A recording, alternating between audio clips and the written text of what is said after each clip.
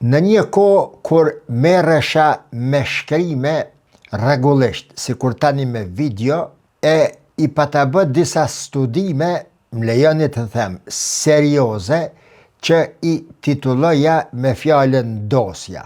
Për shembull, kam botuar studim dosja pakistaneze, dosja palestineze, dosja kurde, dosja e Jerusalemit, dosja turke, dosja persiane, dosja arabe, në mesin e këtyre studimeve ka qenë edhe studimi shumë serioz, i thellë, dosja afgane. Në atë studim, pa ta shpjeguar me saktësi edhe historinë që nga 2000 vjet më parë të kombit afgan, por edhe më pastaj zhvillimin historik të dinamikave edhe rajonale edhe globale që lidhen me Afganistanin.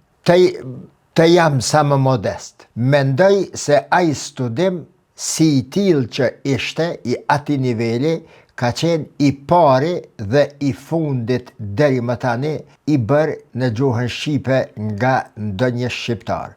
Mund të përdoret si pikë e referime për studime nga të interesuarit për atë pjesë të botës dhe për politikat globale.